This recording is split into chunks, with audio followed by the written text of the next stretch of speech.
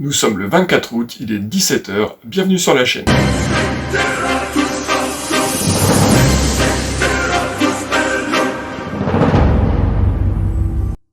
Bonjour à tous, je suis Kiroy et dans cette toute première vidéo de la chaîne, on va aborder un sujet tout simple et néanmoins très important, et surtout un sujet qui nous servira de base pour les futures vidéos.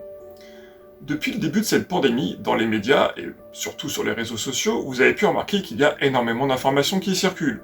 On trouve de tout, de rien et surtout du n'importe quoi. Forcément, ça déclenche énormément de discussions houleuses. Chacun essaye d'avoir raison, chacun essaye de savoir qui a raison et surtout chacun essaye de défendre les personnes dont il pense qu'elles ont raison. Et pourtant, personne ne prend la peine de définir à l'avance c'est quoi avoir raison. Et comme personne ne prend le temps de définir c'est quoi avoir raison, ou au moins de se mettre d'accord avec ses interlocuteurs sur la définition de c'est quoi avoir raison, on se retrouve avec des discussions interminables qui tournent en rond, où tout le monde s'engueule, et au final, on n'avance à rien. Donc, pour commencer, on va d'abord chercher dans un dictionnaire c'est quoi avoir raison. Alors un dictionnaire, je dois en avoir un, ah oui c'est bon. Voilà. Donc, si on recherche dans un dictionnaire, on va probablement tomber sur une définition du genre « être dans la vérité, dans le vrai ». C'est bien gentil, mais c'est quoi la vérité? Donc, on va encore une fois rechercher « vérité » sur le dictionnaire, et donc on va trouver quelque chose du genre « connaissance conforme à la réalité ». Donc, vous l'aurez compris, c'est très simple. Avoir raison, c'est tout simplement exprimer quelque chose qui est conforme à la réalité. Mais comment savoir que ce que l'on dit correspond bel et bien à la réalité? C'est très simple, il suffit de vérifier. Et là, on soulève un point très important. Pour avoir raison, il faut que ce que l'on dit soit vérifiable. Ça paraît tout bête, mais pour pouvoir vérifier, il faut que ce soit vérifiable. Oh ben ça c'est une surprise! Oh c'est incroyable! Je crois bien que je vais crever d'une crise cardiaque tellement c'est surprenant! Dit comme ça, c'est complètement idiot. Et pourtant, il y a énormément de personnes qui affirment des trucs parfois délirants en affirmant avoir raison, sauf que on n'a absolument aucun moyen de vérifier ce qu'elles affirment. Donc, il n'y a aucun moyen pour qu'elles aient raison. En tout cas, sur le moment, car on n'a aucun moyen de vérifier. Si, dans l'avenir, il nous est possible de vérifier ce qu'elles disent, elles auront raison. Dans l'avenir. Et uniquement si, après avoir vérifié, il s'avère que ce qu'elle disait correspond bien à la réalité. Mais si on ne peut pas vérifier sur le moment, elles ne peuvent pas avoir raison. Pour illustrer cette première partie qui est néanmoins très simple, on va quand même faire quelques exemples. Par exemple, si je dis « à la rentrée, il y aura un reconfinement », ça se passe dans le futur. Actuellement, on n'a aucun moyen de savoir si ce que je dis est vrai, et donc il n'y a aucun moyen pour que j'ai raison. Dans le futur, quand on arrivera à la rentrée, dans quelques temps, on pourra voir s'il y a un reconfinement ou pas. Et s'il y a un reconfinement, j'aurais eu raison. Maintenant, si je vous dis que j'ai un de mes chats qui est noir, vous n'avez absolument aucun moyen de le vérifier. Sauf à venir chez moi, mais ça va être un peu compliqué. En revanche, si je vous montre mon chat, vous pouvez constater qu'effectivement il est noir. Donc en disant j'ai un chat noir, eh bien j'avais raison. Faut pas faire du mal au lapin. Et le caca des pigeons, c'est caca. Mais on peut également prendre un exemple avec un événement passé. Par exemple, si je vous dis que la bataille de Marignan a eu lieu en 1515, sur le coup, il y a de fortes chances que vous ne puissiez pas le vérifier. Bon alors normalement, si vous êtes allé à l'école en France comme moi, il y a de fortes chances pour que vous sachiez déjà que Marignan a bien eu lieu en 1515. Parce que de toutes les dates qu'on apprend à l'école, c'est une des seules que quasiment tout le monde retient. Et s'il vous plaît, jouez le jeu. En revanche, si vous allez voir des bouquins d'histoire, de préférence plusieurs pour avoir plusieurs sources, vous constaterez qu'effectivement Marignan a bien eu lieu en 1515. Donc, j'ai eu raison. Donc là, c'était des exemples ultra bateaux et complètement débiles, mais pourtant très clairs, afin d'illustrer le fait que, pour avoir raison, il faut pouvoir vérifier ce que l'on affirme.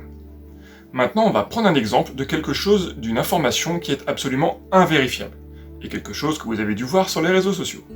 Maintenant, si j'affirme que le coronavirus a été créé en laboratoire et dispersé par des agents secrets dans le monde, c'est absolument invérifiable. c'est invérifiable non seulement pour le commun des mortels que nous sommes, parce qu'on se dit qu'il faudrait avoir accès à des informations ultra confidentielles, en plus on sait pas trop dans quel pays, pour pouvoir vérifier ça. Mais en réalité, ça reste également invérifiable pour n'importe qui d'autre, parce que d'une, cette hypothèse part du principe que le coronavirus a été disséminé en secret.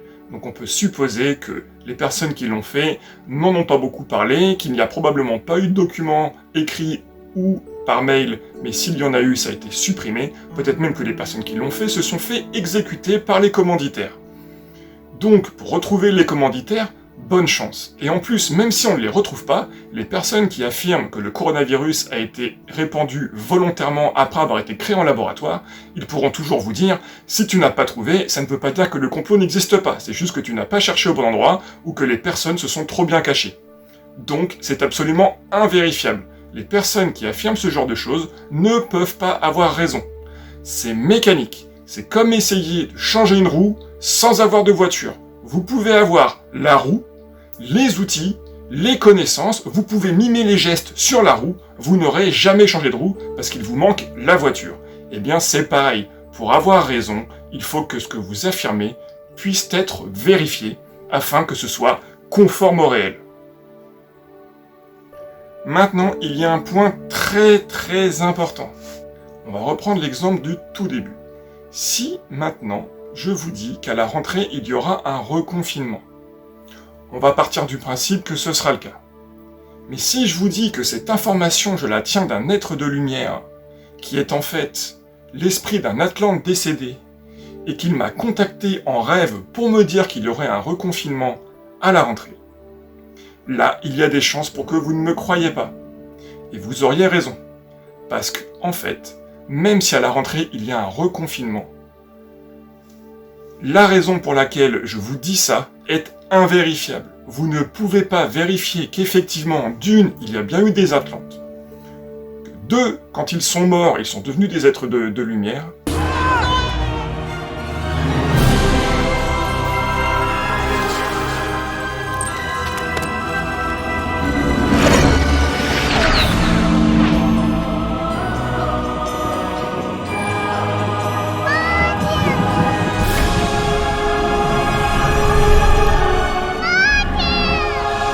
Trois, que un de ces êtres de lumière m'a contacté en rêve.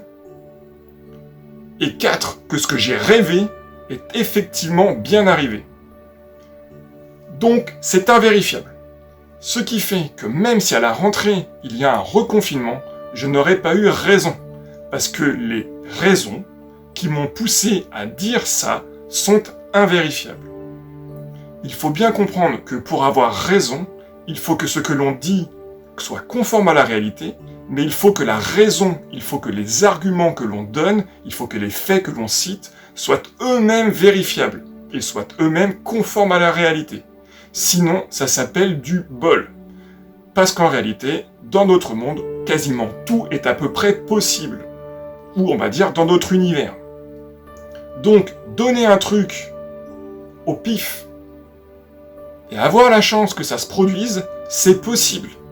On est très nombreux sur Terre, chacun peut donner une hypothèse sur ce qui va arriver dans l'avenir, de préférence une hypothèse probable, on va pas partir dans des délires complètement délirants.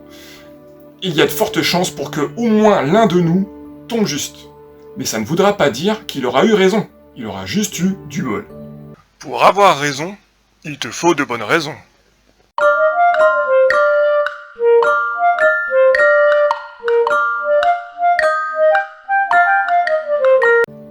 On récapitule. Pour avoir raison, que faut-il? Il faut dire quelque chose qui soit vérifiable. Il faut vérifier et voir qu'effectivement c'est conforme à la réalité. Et il faut que les raisons qui nous ont poussés à affirmer cette chose soient elles-mêmes vérifiables. Et il faut également vérifier qu'elles sont conformes à la réalité. Maintenant, vous allez me dire, comment faire pour avoir raison? Comment faire pour être sûr que quand je dis quelque chose, j'ai raison? Alors, il y a Defecator qui a fait une vidéo sur un livre qui s'appelle L'art d'avoir toujours raison. Mais en réalité, ce livre donne des astuces, des techniques rhétoriques plus ou moins honnêtes, voire carrément pas du tout, qui permettent de gagner un débat, d'imposer son opinion. Mais ça ne permet pas d'avoir raison avec la définition que nous avons donnée au tout début. Donc, comment faire pour être sûr d'avoir raison? Eh bien, spoiler, on ne peut pas. On ne peut pas être sûr que ce que l'on dit correspond effectivement à la réalité. Ou en tout cas, on ne peut pas être tout le temps sûr que ce que l'on dit soit conforme à la réalité. Parce qu'effectivement, il y a des choses très simples, des choses que l'on peut voir au moment où l'on parle, où on dit, voilà, la réalité c'est ça, bon bah on l'a sous les yeux, c'est facile, ou alors une connaissance universelle, quelque chose qu'on a appris à l'école et que tout le monde a appris à l'école, ça, normalement, on le sait. Mais il y a des sujets pointus ou des sujets précis, délicats ou complexes où on ne peut pas être sûr que ce que l'on dit est conforme à la réalité. Soit parce qu'on n'a pas les connaissances, soit parce que même les personnes qui ont les connaissances ne sont pas sûres. Et c'est notamment le cas en sciences et surtout en sciences sociales, puisque ce sont des sujets vraiment complexes où il y a plein de choses qui rentrent en compte. Et donc, forcément, en politique. Donc, puisqu'on ne peut pas être sûr d'avoir raison, comment faire? Eh bien, c'est très simple. En tout cas, c'est très simple de le dire, mais c'est beaucoup plus compliqué à réaliser. Ce qu'il faut, c'est tout faire pour ne pas avoir tort. Ouais, mais normalement, si t'as pas tort, t'as raison. Non, c'est très différent. Avoir raison, comme on l'a vu, c'est dire quelque chose qui est conforme à la réalité. Donc forcément, avoir tort, c'est dire quelque chose qui n'est pas conforme à la réalité, quelque chose de vérifiable. Quand on vérifie, ce n'est pas conforme. Donc ne pas avoir tort, ou en tout cas chercher le plus possible à ne pas avoir tort, c'est dire quelque chose qui ne peut pas être en contradiction avec la réalité, ou en tout cas dire quelque chose qui a peu de chances d'être en contradiction avec la réalité. Par exemple, si on fait des recherches sur la couleur de pelage des chats, on va se rendre compte qu'il y a tout un tas de couleurs qui ne sont pas possibles. Par exemple, le vert. Donc si jamais vous parlez d'un chat que vous avez vu, vous ne vous souvenez plus de la couleur de son pelage, vous allez dire le chat n'est pas vert. Non seulement vous aurez raison en disant que le chat n'est pas vert, mais en plus vous ne vous tromperez pas sur la robe. Vous aurez fait en sorte de ne pas avoir tort. Et pour le coup, vous aurez eu raison. Mais pour les sujets beaucoup plus sensibles, c'est pas forcément aussi simple. On va dire des choses, on ne peut pas vérifier que c'est vrai.